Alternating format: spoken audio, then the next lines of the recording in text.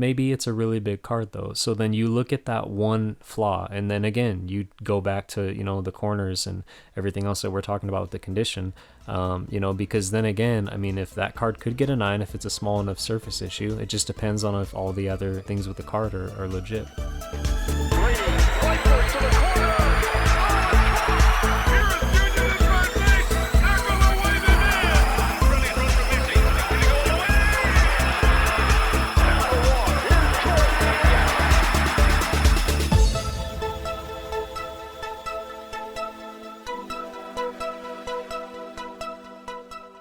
Thanks for tuning in to another episode of Wax Talk with Raw Mints. I'm Carlos. And I'm Bruce. And on today's episode, we're going to be talking to you about choosing cards for grading, how to select these cards, what to look out for when selecting cards for grading, how to prep them, and all of the best practices for getting them ready to ship off. Before we get into it, as always, if you could please be sure to like, follow, subscribe to the podcast, rate, review, helps us a lot when it comes to our stats.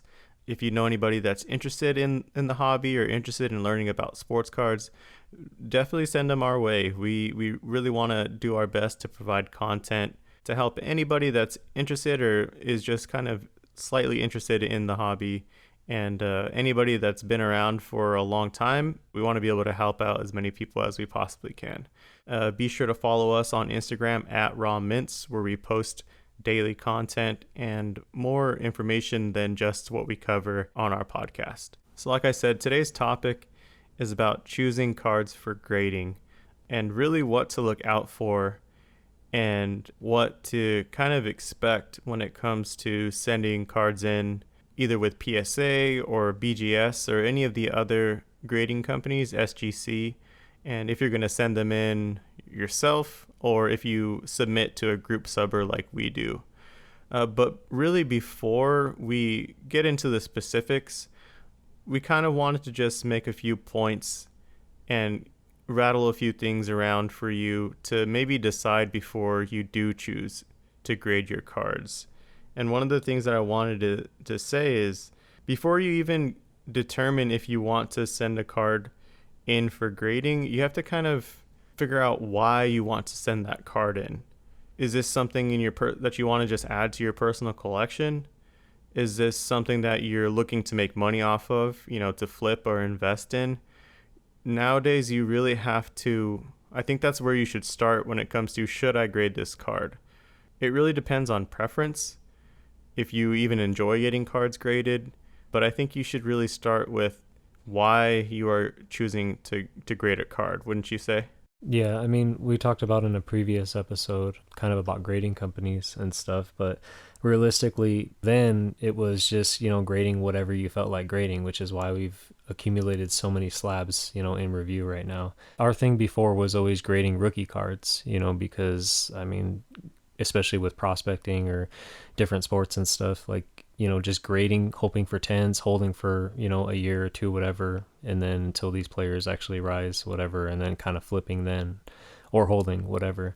But I mean, obviously the biggest key points that we're going to be making, is before you send in a card, especially with how hard it is now with price increases and PSA, not accepting any subs quite yet, you're really going to be making sure that is as pristine of a card that you can find, and just trying to send in those bigger players. Which comes with its own challenges when it comes to picking up cards for grading. If you're picking them up on eBay, just kind of keep in the back of your mind that yes, there are a lot of honest collectors out there. There are a lot of honest sellers out there on eBay, online, on Instagram, on social media selling cards. But you just always gonna kind of have to expect that your card is not going to gem if you don't see it for yourself in your hands before buying it. That definitely makes it tough. And I feel like with you, because I know you purchase a lot of cards on eBay from time to time, especially raw, but you can communicate with the seller and ask, hey, can you just give me a few more detailed pics or whatever, and that gives you a better idea before you go through with that purchase. I mean, that's also another thing to try, if purchasing cards online. The easiest ways is obviously, like we've talked about before, card shows, card shops, just so you can see those cards in person. I mean, that's the funnest way to me, going to a shop and seeing a showcase and looking at that card. You see a card you want, you pull it out, you check the condition. That's kind of what does it for me. But again, I know you purchased a lot of cards online. And I mean, what would you say as far as all the cards you've picked up raw so far to this point? What percentage do you think are gem worthy as opposed to even mint? It really depends, man. It's hit or miss. I want to say it's majority hit, in my opinion. I've been lucky enough to actually send in these cards that I've picked up raw and send them off for grading and having them gem. It really just depends, man. It's a case by case basis, really. And it depends on the set, whatever Right. you're picking up too. For example, I picked up probably about 25 to 30 2018 World Cup Prism Soccer silver cards of players that I liked and people that I was investing in. So like 25 or 30 of those, I got them for dirt cheap at the time, like $1 to $1.50 a card, which is insane. And of those 25 to 30 cards, I want to say that I sent in about maybe like 15 that I thought were in pristine condition. And of those 15 that I sent in, I think that I got around like 13 PSA 10s and the other two 9'd. So it really just depends on, one, the seller. If you can figure out or surmise from their eBay profile, or if they have a social media that says that they're breakers, card breakers, group breakers, which for anybody that doesn't know what a group breaker is they buy usually cases or hobby boxes of products, and people just buy a spot in that break. So they'll buy usually it's a team break, so you'd buy like the team that you're chasing or the team that you want of the product. Sometimes people they sort it out by divisions, and some people just do random packs or random team breaks for everybody. This is a strategy that we've used in the past, and like I said, if you can find somebody that does these breaks a lot, that means that they go through a lot of product, and they're usually just selling anything that that people didn't pick up in the break, or maybe people got a spot and they never paid for it. These are the type of people that are just selling, making more profit from their initial investment of starting the break. If you can find somebody like that, I know that there was a seller on eBay that we used a lot. It was called Cowtown Sellers. They were selling lots of 30 to 40 cards of the exact same card of a player. So you can kind of determine, like, if they have like 40 to 45, always read the description. Usually they'll say these are fresh from packs, these are fresh from breaks. Again, be conscious that there aren't always honest sellers out there, but if you're rolling the dice and you're getting it for the best price possible and you understand the risk, then that's also a really good play. Yeah, and it's really a gamble regardless. I mean, like an example is 2018 Dunrush Soccer, which we got a lot of when it was cheaper.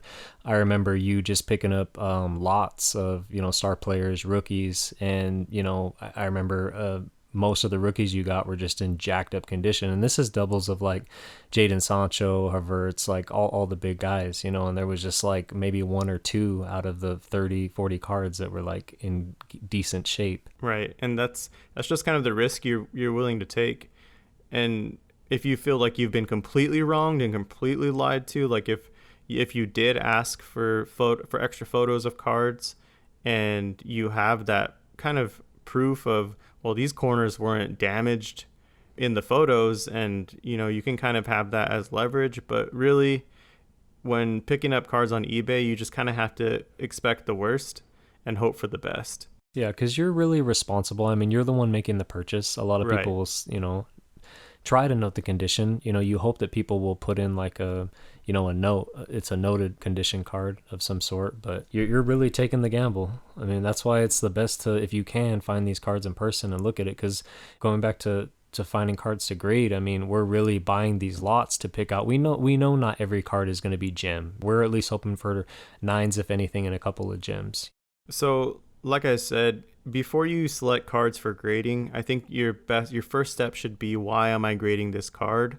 If you're grading it for your personal collection or your PC, then it shouldn't really matter what the grade is going to be. But if you're sending cards in for grading because you want to flip or making it's an investment, you just kind of have to weigh all of the factors that go into that return, which a few things that you can look up are the population report, which is at psacard.com/pop. That's going to tell you exactly how many cards and which grades are in existence currently. That can factor into your decision on if you should grade this particular card. And another thing you should also look at is how the sales are trending. Like kind of look up on eBay the most recent sales. eBay gives you data for the past 3 months. So maybe take a look at how those sales are trending. Are they going up? Are they going down? That's a factor that can play into choosing a card for grading. And another thing that I would also consider is we really don't know what the status of PSA is going to be once they open back up. We don't really know how much the prices are going to be. We don't know how long it's going to take, if it's going to go back to how it used to be. We really don't know. That's kind of up in the air. So also take that into consideration. Yeah, and just have patience. Right. For sure. Have prep your cards and have patience. And if you are planning on sending cards off for grading and whenever they do reintroduce the bulk pricing or the value pricing for cards, you need to factor in that it's going to take 8 months to a year to get that back. Just kind of go into sending those cards off for grading if you're doing bulk with that in mind, that hopefully it takes a lot less, and maybe they increase their staff, they increase their processes or change things around.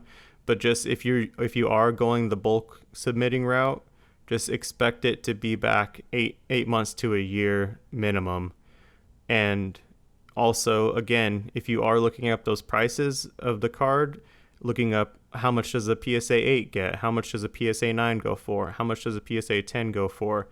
Also factor in the cost of grading. Again, right now we don't know what their prices are going to be once they open back up. Is it going to be $25 a card again? Is it going to be $50? Is it going to be $75 or more? You also need to factor in, if you are looking to flip and invest in cards, how much the grading costs are going to be, as well as how much the cost of the card that you're sending in was for you. If you pulled it fresh from a pack and you didn't spend too much on a pack, then you're just focused on the costs of grading. But just factor in your costs versus the profit that you stand to make 8 months to a year from now, if that's even possible. Just keep all of that in mind before choosing a card for grading, because we really don't want people listening to this podcast and sending cards in and just getting burned in the end because they didn't do their research. We really want people just to have at the forefront of choosing cards for grading why you want to grade cards. So before you even start to examine a card for grading, here's a few things that you should have at your disposal to be able to examine these cards in the best conditions. You're going to want to get a pair of gloves. We usually use latex gloves with sports cards. If you have those microfiber gloves, those work too. Just anything that's not going to introduce any sort of lint or film or anything that can affect the surface of the card. You're going to want to get a light that you're going to be able to easily move around, whether it's a desktop light. We use a light on a light stand because we're able to move it, raise it up, raise it down, and move it. Just something that you can easily move to be able to look at the surface of the cards. Another thing is a microfiber cloth. You can usually, if you buy a cheap pair of shades on Amazon, they usually always include a little microfiber cloth. That's kind of what we use.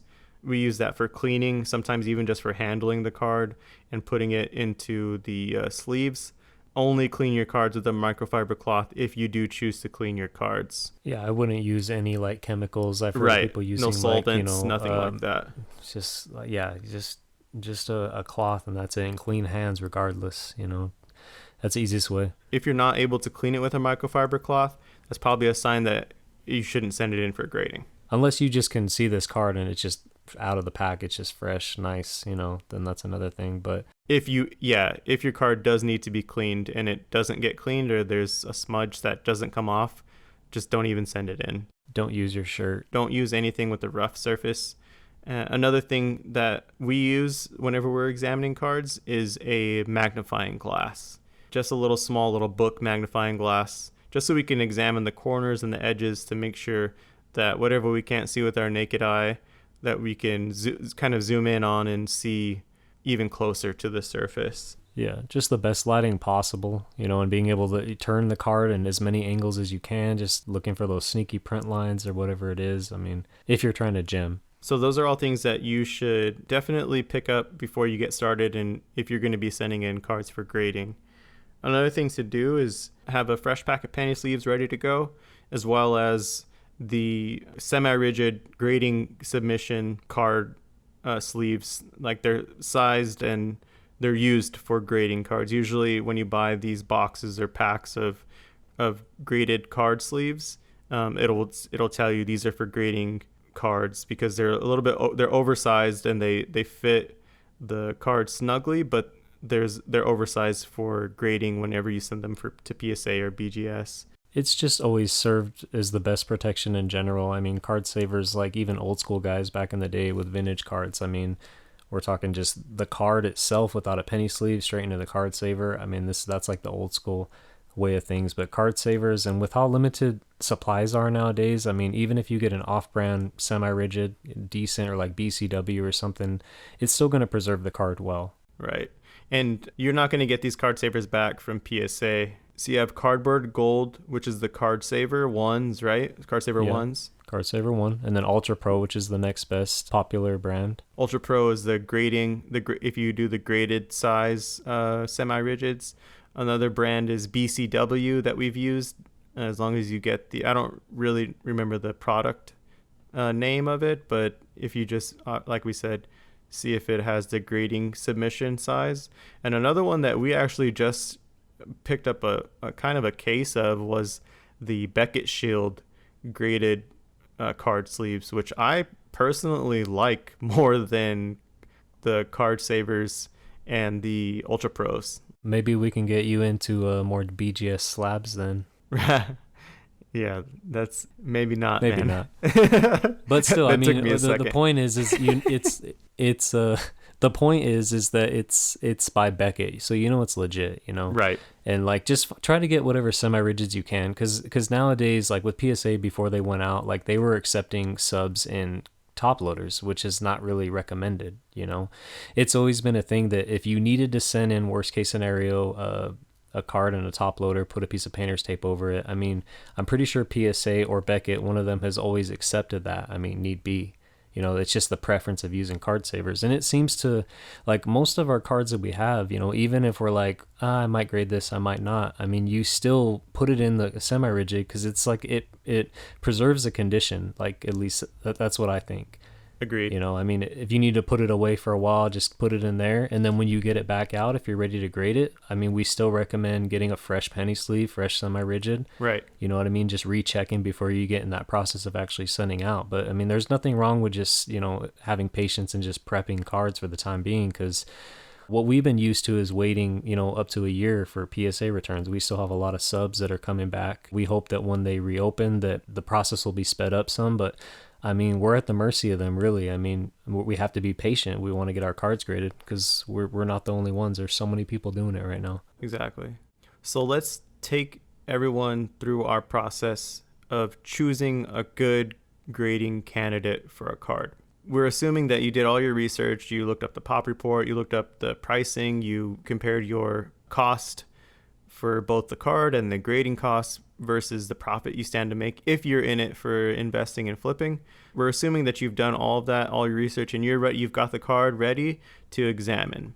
So using all of those tools that we mentioned, you have your light. I like to put the light above me, like over my shoulder, just in a higher position, not right on top of the card, in a higher position, because whenever I check the surfaces, if you just use the glare to your advantage from the light and move your card around on a surface, especially if it's a chrome card, you'll be able to spot any sort of surface defects or scratches or scuffs or marks on the card just by looking at it and moving it around with the glare. And just scale it. I mean, start from the top left corner of the card and just scale it, you know what I mean? Right. All the way in lines, and just take your time to do it, front and back even. I mean, just examine the entire card. Whenever I'm reviewing a card for grading, prepping it ready to go, the first thing that I look at are the corners. That's the very first thing that I look at is the corners, both on the front and the back. So you're going to look at all four corners on the front of the card and all four corners on the back. And what we mean by looking at the corners is, are they a sharp angle? If your cards are, the traditional cut, if they're a sharp angle, if it's just a straight corner on both sides, there's not any sort of lifting, or some people call it whiting. There's not any bends or bend marks in the corners. That's one thing that's the first thing that I look for.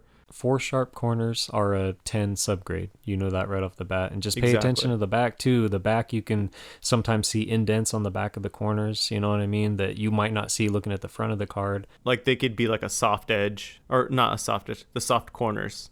Ever since grading has come along, I mean, the goal is to see, there's a gem mint version of the card. I mean, that's the goal, I mean, if you have some cards that you want to send in that you're fine with 8s or 9s or even lower, depending on how old the card is, I mean, that's perfectly fine. But the goal is to evaluate the card, especially in the modern era. You're trying to find that pristine card. If it's got one bad corner, you're probably at least getting a 9 on that card altogether. So is it really worth sending it in, Like I said, the first thing that we examine for are the corners. We make sure that the front corners are all sharp. There's no soft corners. We look at the back and make sure that all 4 corners are sharp and pristine. That's the first thing that I look for. The second thing that I look at is the surface of the card. Like I mentioned before, hold it up kind of at an angle to the light and use the glare to your advantage, both on the front and the back. A lot of things to look for are scratches on the surface, especially if it's a chrome card. Those are easily detected.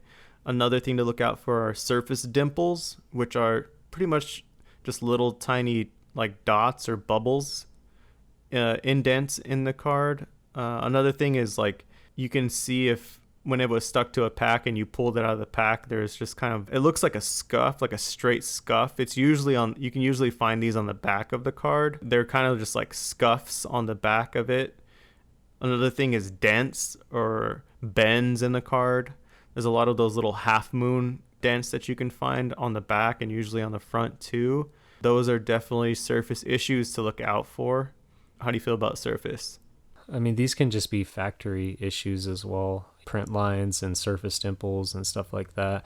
And that's another thing to consider too, is if you're spending a lot of money on wax and trying to pull that big card, and then you do pull that big card and the surface has like a huge nick in it of some sort, because that's how it is fresh out of the pack sometimes. You may be buying wax and just be like, I'm going to grade these right away because they're fresh, but that may not always be the case. That's what you hope for. Most of the time you can be successful pulling something yourself and handling it. That can work to your advantage. But surface is one of the big things to note. I mean, just try to put big cards, especially chrome cards anymore. I feel like if we pull chrome rookies, we're always sleeving them right away just in case, not taking that chance. Just at least in a sleeve, card to sleeve, if anything, just to preserve it a little bit, protect it. Another thing to add with surface is if there's some dust particles, or if you notice like there's like smudges. Sometimes if you do buy them on eBay, they might have fingerprints on them. You use that microfiber cloth that you had and gently, very lightly, in a circular motion or straight across. I like to just do straight across, so I'm not moving stuff around. Just gently dab it with the microfiber cloth and clean it as gently and as carefully as possible. Yeah, and you can literally have your card just sitting there on the sleeve, you know what I mean, and just kind of just being gentle with it, just wipe it down. I mean, it doesn't take much. I mean, if the surface has minor issues, then you're going to be able to gently wipe some stuff off, especially when it comes to like random hairs and stuff, or, like just stuff that you get in the wax packs. Right. I mean, a lot of that will just come off, and you'll know if you gently wipe it or wipe, a couple times and that doesn't come off. I mean, that's just, it is what it is. And that's another reason why to wear gloves, because you don't want to get fingerprints on them. I've purchased cards and I've actually sent in cards myself that I didn't clean them, or they weren't cleaned and there was a fingerprint and they got a 9. I don't know if that was the exact reason, but everything else looked perfect. But you could easily see the fingerprint in the slab once it's graded. That just made you become more conscious of it too, you know what I mean? Like, just to be more careful the next time. Even if it wasn't you, you never know. I mean, stuff happens, but I mean, it just made you take more time to check that card out. And that's why you wear gloves, to prevent that from happening. And that's why you have that microfiber cloth to gently clean the surface. And like you said, man, if you're cleaning a smudge, or if you're trying to clean something off of the card and it doesn't come off, then there's your sign, man. You probably shouldn't be sending that in. Well, and then maybe it's a really big card though. So then you look at that one flaw, and then again you go back to, you know, the corners and everything else that we're talking about with the condition. You know, because then again, I mean, if that card could get a 9 if it's a small enough surface issue, it just depends on if all the other things with the card are legit. Right. And the edges are another thing. I usually check the edges third. I've sent in cards before that the edges were not completely pristine and they still got a good grade. Again, that doesn't mean that you need to ignore edges, but that's one of the subgrades in BGS. I mean, the edge where, you know, with older cards, it's a little bit different, but with the modern stuff, most of the time, I mean, your edges are going to be decent, especially with modern, you know, chrome cards. I mean, usually the edges are legit if you handle them well and whatever, but if there's something wrong with them, it's going to be something that's pretty noticeable, I think. Especially if you have paper cards, when it comes to usually baseball cards or any sort of card. Or the easiest way to catch these things is if the card is a black paper card, you'll be able to easily see if there's any sort of what's the word for it? Chipping, basically.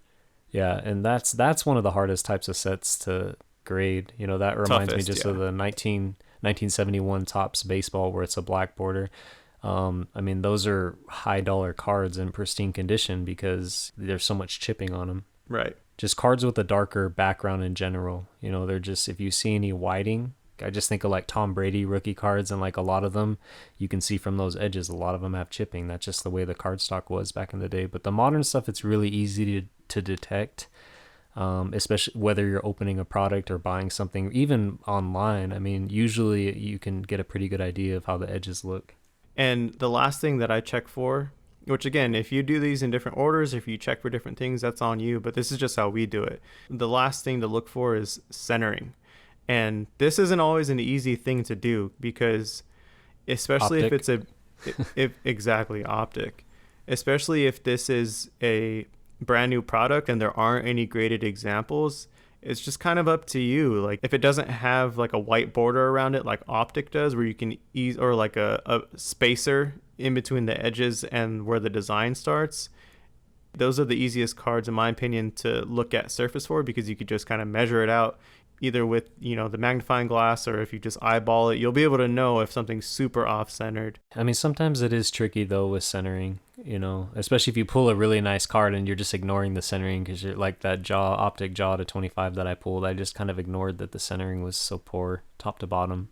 Right, because it was numbered out of 25. Yeah, I was excited. Like I said, if the product is brand new, you're not going to really have a graded example to compare the centering to.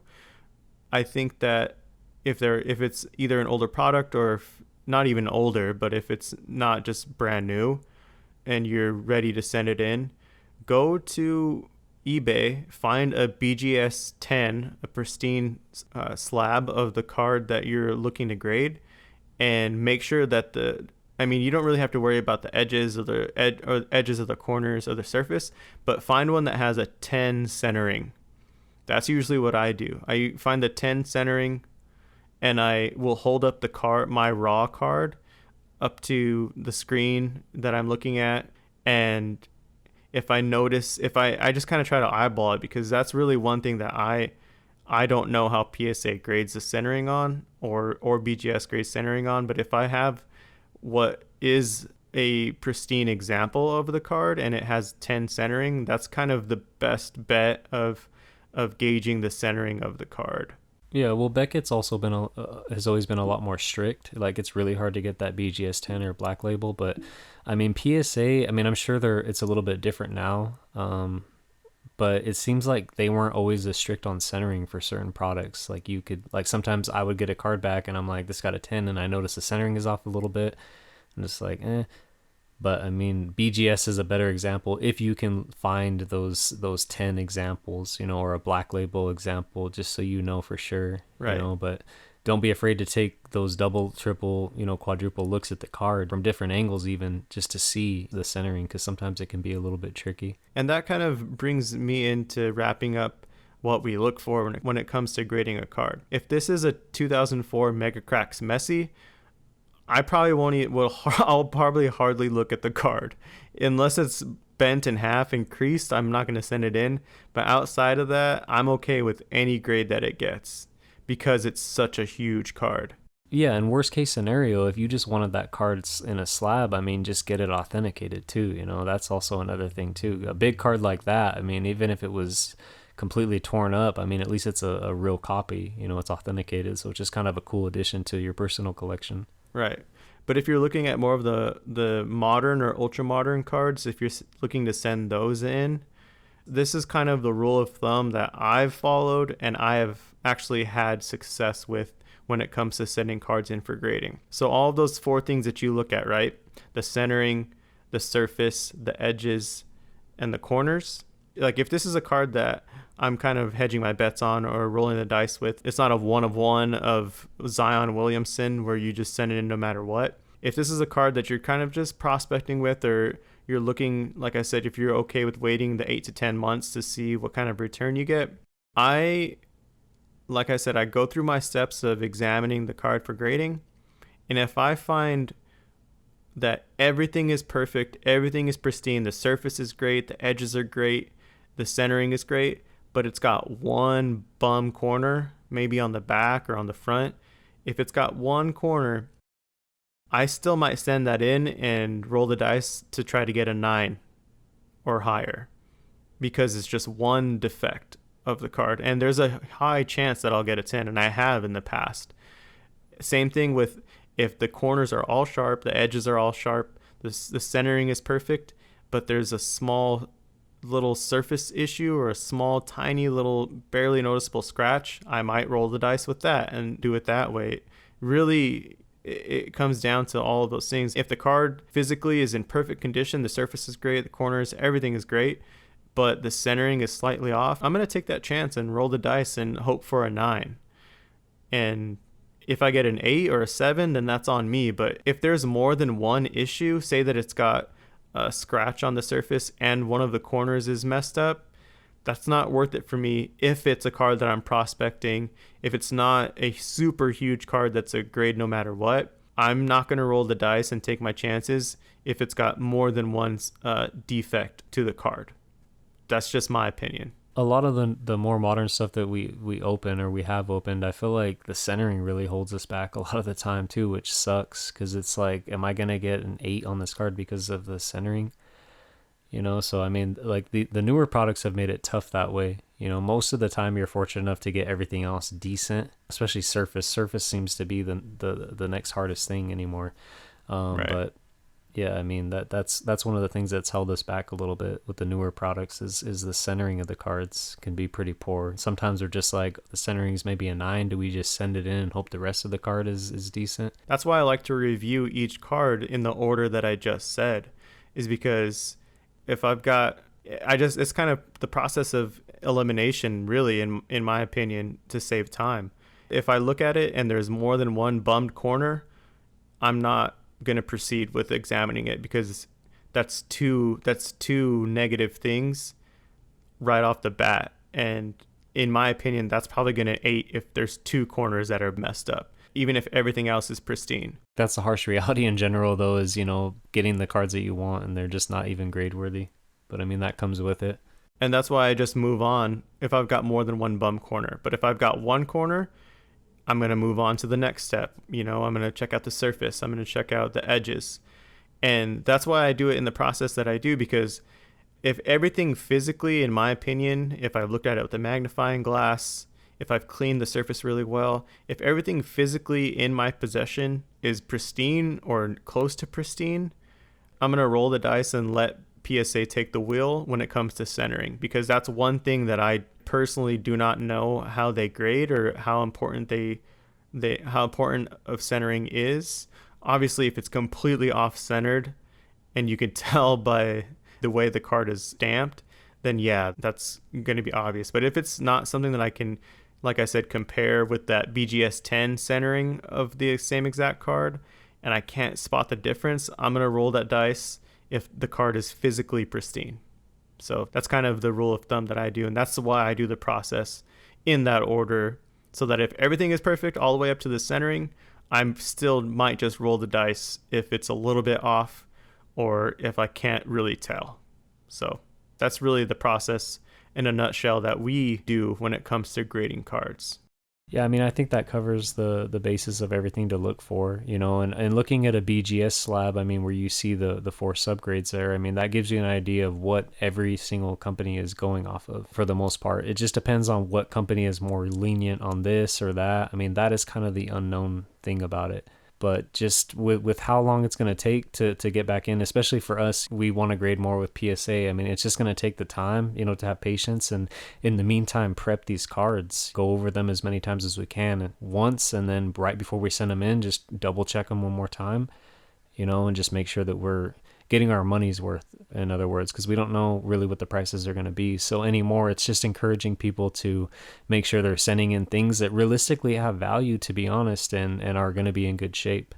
And again, these are all just guidelines. You don't have to use our grading process or our candidate selection for grading process. You can do things your way. We just wanted to share with you the way that we prep a card for grading and what we look out for. And we have had a lot of success with this. We've mentioned in past episodes our gem rate is pretty high, and I'm okay with 9s. There's nothing wrong with 9s, but 10s are great too. But yeah, that's kind of, in short, what we do when it comes to looking for grading candidates. And if you have any questions, if you're local and you want us to review cards, we'll definitely meet up with you, or we can examine it as if we were grading it ourselves. But if you are out there and you're not local, just send us photos, ask us questions, ask us whatever you want when it comes to grading. We do get that question a lot. We do have a lot of people that have us review or try to do our best to examine cards remotely for people on Instagram. And we enjoy doing that. We love helping people make better decisions. So that's really what this episode was about. Yeah. And in the meantime, for those people considering grading at some point, just follow the steps as far as reviewing the card, taking the time. And if you have any other questions furthermore, reach out to us, and let us know what flaws you notice with the card, just anything really. We want to hear from everybody. So this week's Ask the Hobby segment comes from a fellow collector on Instagram, Kicks Consultant. That's Kicks with a Z. That's KICKZ_consultant on Instagram. Really cool dude. He's a sneakerhead and he's gotten into sports cards as well. So we wanted to kind of ask him opinion on how they compare. And this is our question that we had for him. As a sneaker collector or enthusiast, how does this knowledge of how the shoe market works give you an advantage when it comes to investing in cards? And is your main focus rare, low pop graded cards for the rarity, or does design or the look of a card play a factor in your investing strategy? This is what he had to say. When I first started buying and selling shoes, I've talked to a lot of fellow resellers, and I asked them the same question. What would be one piece of advice that you give me? And majority of them told me, you have to find your niche. When I look at those resellers pages, you see that some of them go after the most hype, sought after shoes like Off-White Dunks, Travis Scott's. Some of them go after very low-cost Marshall pairs, New Balances, Adidas running shoes. By trying both strategies, you naturally build your own niche. And my own niche is, when buying shoes, I simply follow the buy and sell what appeals to your eye and not what's mainstream, right? I ask myself, what would I wear? That's the shoe that I want to sell. Is the design something that I like? Is the comfort level something that I could wear on a daily basis? And because of that reason, I pass on a lot of so-called hype shoes, as I personally wouldn't wear them, so I can't connect to them on a personal level. And I really believe you can't really sell something you cannot connect on a personal level, because when a customer comes to you, they're going to negotiate. They're going to ask, why should I pay your price? And you need to be able to tell a good story. That exact same strategy, that exact same approach is what I pursue with my cards. I personally collect soccer cards. And when you think about the soccer market, which names come to your mind? It's Erling Haaland, Kylian Mbappe, Cristiano Ronaldo, Lionel Messi. These are great players, best of all time, right? I personally don't follow these players. I don't watch these players' games. One player that I watch his games off is Romeo Lukaku, right? He's having a great season with Inter. He's killing it in the Belgium national team. And when I'm pursuing his cards, I ask myself, okay, what's a good design that I would keep if the market tanked tomorrow and I got stuck with that card? And I have this 2018 Prism red mosaic that matches his red Belgium jersey, and it's Pop 1. So when a customer comes to me and asks me to justify my price point, I follow the player on a weekly basis. I personally connect with the player. I like his playing style. The design of the card is immaculate, right? It's a red on red Prism, and it's Pop 1. So that really is what I try to do when buying cards and shoes at the same time. I think a question that I would love to ask you is, what would you recommend to fellow sneaker enthusiasts when they're transitioning from sneakers to cards investing? That was a great response, man. Thank you, Kicks Consultant, for taking the time to answer our Ask the Hobby question of the week. And I think I want to cover his response first. I think he made a really good point. I think that his overall message was, look at the design, look at the overall look. If it's something that appeals to you, if you're a collector, right, and you're not just an investor, if it looks great to you, if it's something that you could display and, take and look at and marvel at, I think that you can't go wrong. I think that that's a really good mindset to have.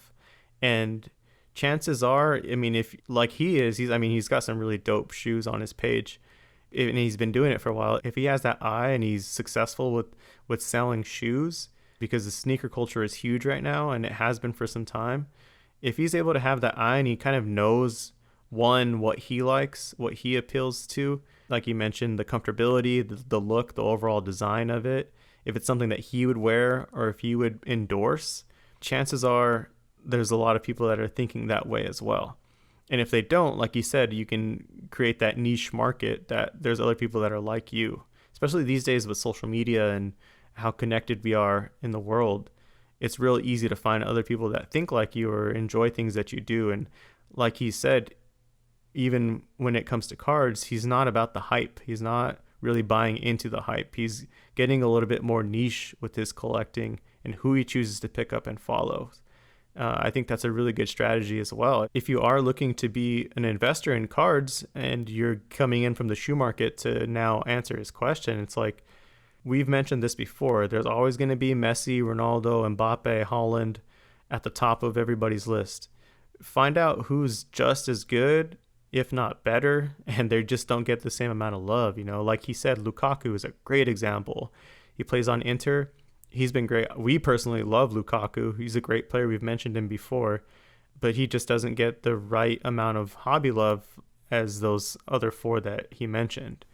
There's other players like that too, wouldn't you say? Yeah, I think that was a great response. I think bottom line, what he means by finding your niche is just getting in where you fit in. Pick up what you like. It's the same thing with shoes, or, sneakerheads want the shoes of the player that they like, or you know what I mean? Or for investment purposes, whatever. It's the same exact thing with cards, you know? So in return, any advice I could give to those people is keep doing what you're doing, because you're already on the right path of looking out for different players, looking out for the approach as far as if it's aesthetically pleasing, or, you know, the art is something that appeals to you in some type of way.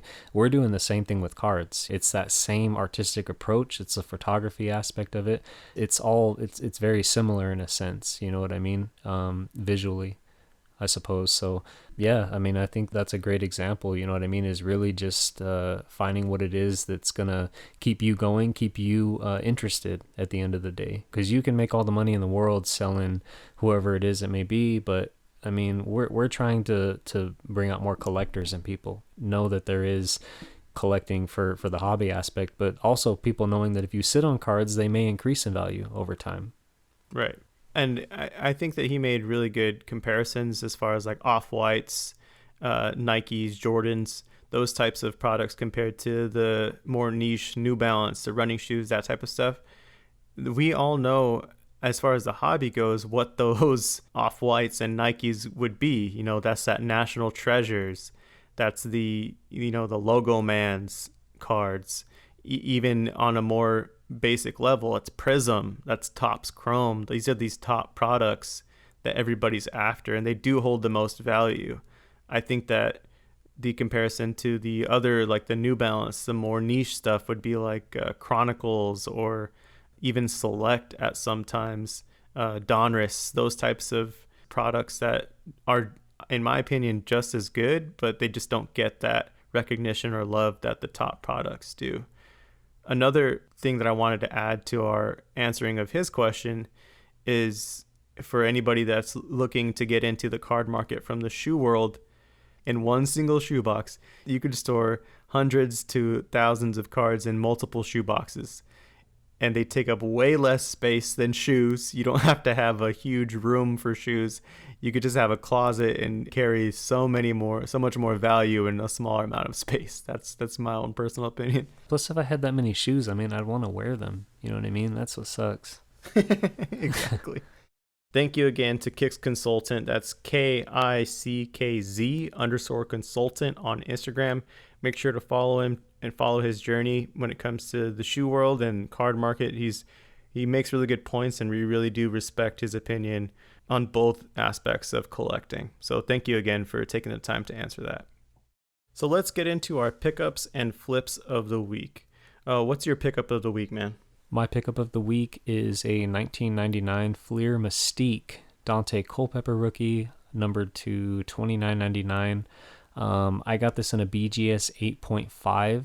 A couple reasons why I did this. Obviously, you know, I like BGS slabs, and also this card was around $8 shipped. So for me, I remember going back to like opening a box of this, and you got maybe one rookie per box. And so the odds of actually pulling the Dante Culpepper, who was one of my favorite quarterbacks back in the day, was very rare. So, I mean, I figured I finally have the card, you know, $8 shipped. Don't really need to upgrade. It's not like I'm expecting it to like hit a major boom. It's just a card I wanted to add to my PC. Right. PC pickups, man. PC pickups, yeah. What about you? $8. You could pick up 2 of those for the same cost of grading. Yeah. For sure. What about you? My pickup of the week, I finally picked up a PC card that I've been wanting for some time now. I picked up a 1989 Upper Deck Star rookie, Ken Griffey Jr. It's a PSA 8. I got it for around like $115. And the centering is really nice on that card too. I saw a picture. I mean, that's really tough on that card. So I have a 7 and it's pretty off-centered, but an 8 nicely centered is, I mean, possible regrade, but I mean, I'm sure you're cool with just holding it that in that container until you upgrade. Right. Yeah, definitely holding that. I don't have any plans to regrade anytime soon. It like you said, it does look pretty clean.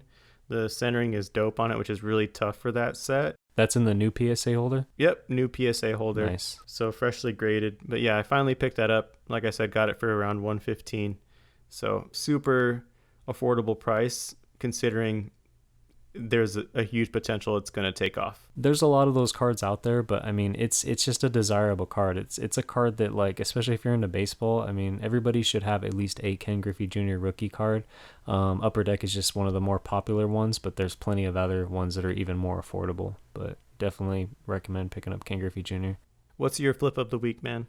My flip of the week is I recently got my hands on a couple blaster boxes of the new Select Football, which are absolutely loaded. If you can find those at a reasonable price, like retail regular price, I mean, it's definitely worth opening.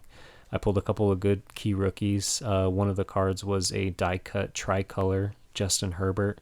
which I sold to a friend for $120. That's nice, dude. That's a nice flip. Those blasters that you ripped them on FaceTime.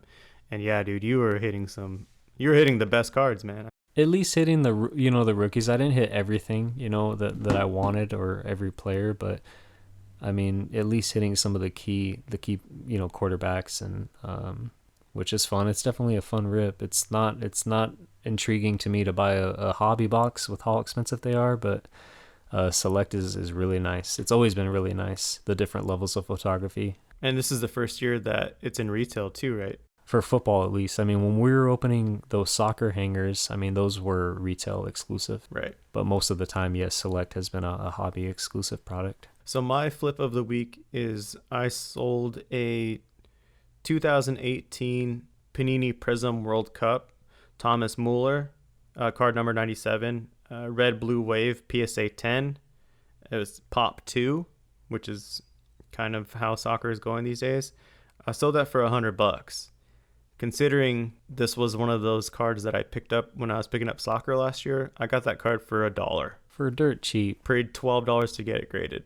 Yeah, and that is a great player and somebody that could go up, but I mean, it's just one of those things that for what you're in on it for, you flip it and you just invest in something that you want. Right. I'm holding a exact same card, but it's silver PSA 10. So I'd much rather hold the PSA 10 silver of that exact card and flip the red blue wave. All right, so those are our pickups and flips of the week.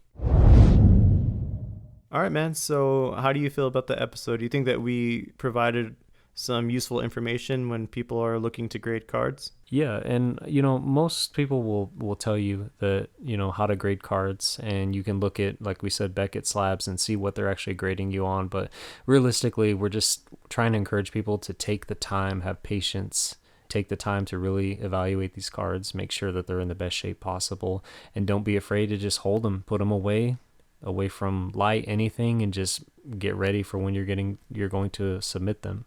Take your time. Now more than ever, we don't know. It's to be determined what's going to happen with PSA. If they do open up like they said they are in July, if they do meet that deadline, we don't know what the pricing is going to be. I expect the pricing to be much higher than $25. I'm hoping that it's not too much higher, but I don't see them charging less than $25. I hope that they do. That would be sick, but to sustain the grading market and to sustain reasonable grading times and return times, I just think they're going to have to charge more, which, like we've said on a previous podcast, if I'm going to be paying a premium for bulk grading, it's going to be with PSA. That's just my own opinion. But the point of this episode really was to try to help anybody that is new to the hobby, or anybody that might need a kind of a new strategy or perspective on how to choose cards for grading. This is how we do it, and you can, again, it's really your preference on how you choose to select cards for grading, but this is how we do it, and this is how we've found success. Really take your time, not only researching what you're grading and why you're grading, but take your time examining these cards the best that you can with the tips that we provided today. We really hope that you got something out of today's episode when it comes to choosing cards for grading. If this helps you become a better grader, that's really our goal. It's really our point. Again, if you have any questions about what to grade and why you should grade, reach out to us on Instagram at Raw Mints. Follow us, and we'll respond to everything you send us. We'll try to help the best that we can. That's what we're doing this for. That's why we started Raw Mints in the first place, was not only to share our knowledge, but also to help people. So this has been another episode of Wax Talk with Raw Mints. I'm Carlos. And I'm Bruce. Thank you for listening.